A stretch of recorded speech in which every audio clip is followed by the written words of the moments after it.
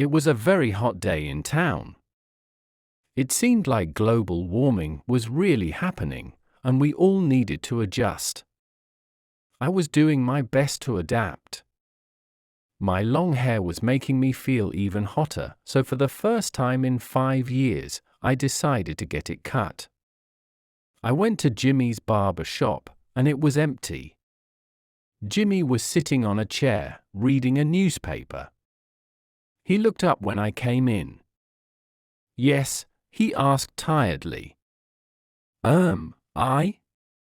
His eyes got smaller. "Are you from the press?" he asked. "If you are, leave now." I was confused. "I just want a haircut," I said. He looked surprised.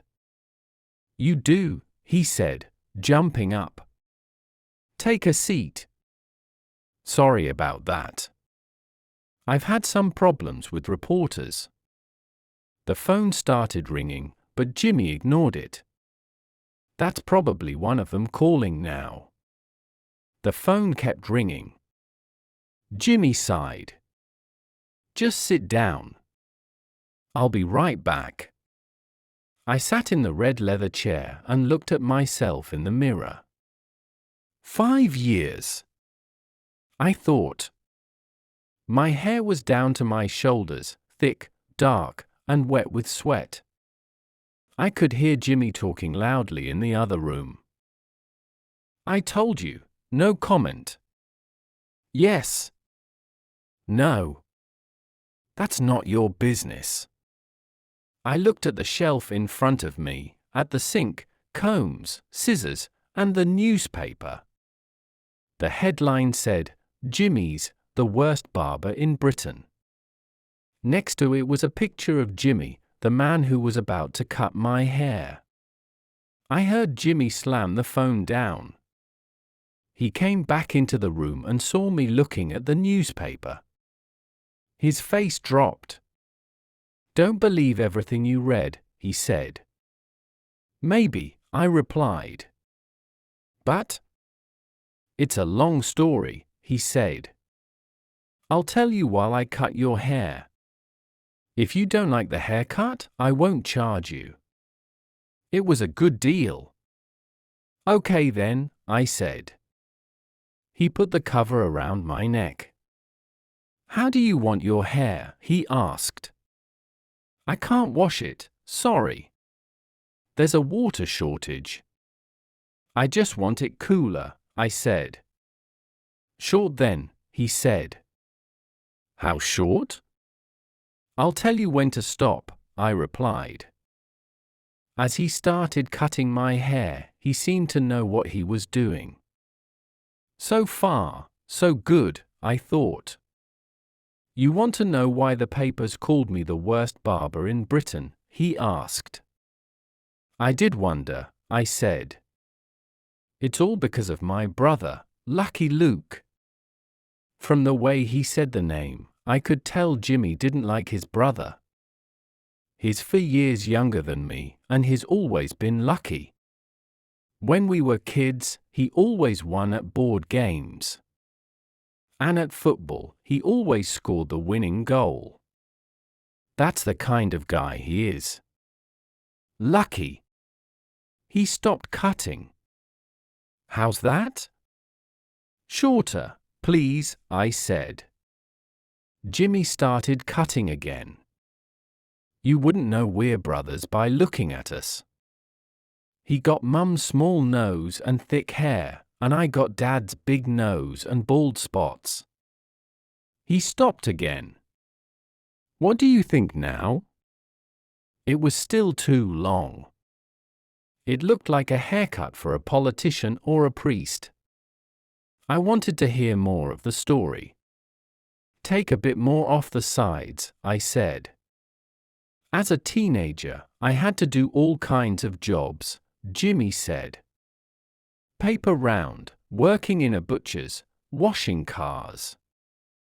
"But Luke?" "He was so good looking that he became a model. He made loads of money. And now, he makes even more." Jimmy sounded bitter. He stopped cutting again. How's that? For the first time in years, I could see my ears. They felt cool. A bit more off the top and front, I said. Jimmy continued. Luke also got Mum's brains. She's really smart. She could have been a lawyer or a doctor. But me? I had to work really hard just to be average. Luke passed every test without studying. A bit more, I said. It's so unfair, Jimmy said. And now, of course, he's a big star. Jimmy kept cutting my hair, and my parting disappeared. My hair started to stand up. And the worst part is, his success is all because of me. Jimmy showed me the back of my head in the mirror. Well, he asked. Can I cut hair or not? You can, I said. But? He laughed. You want it shorter? At the back and sides, I said. Jimmy started using the clippers. He told me how Luke had come to him, saying he needed to look good for an audition. He had been at dinner with his girlfriend when a TV producer saw him and said he'd be perfect for a role. Luke asked me for a haircut, and I decided to give him the worst haircut ever. I laughed nervously. What was it like? Have you seen Time Rider? He asked. Yes, I said. It's great. Time Rider was a popular show about a guy named Bo who accidentally steals a time machine. It was full of action and excitement. And Bo had the worst haircut in the world. Bo Danton is your brother? I asked. Also known as Luke MacDonald, Jimmy said. Yep, that's him. I laughed. Luke's hair looked like it had been cut with a knife and fork. So he got the part despite the haircut? He got the part because of the haircut, said Jimmy. The producer said it showed the inner chaos of the character. But did Luke thank me? No. Jimmy shook his head. Anyway, are you happy with your hair now? I looked in the mirror. The haircut was fine. I could feel the cool breeze on my neck and ears.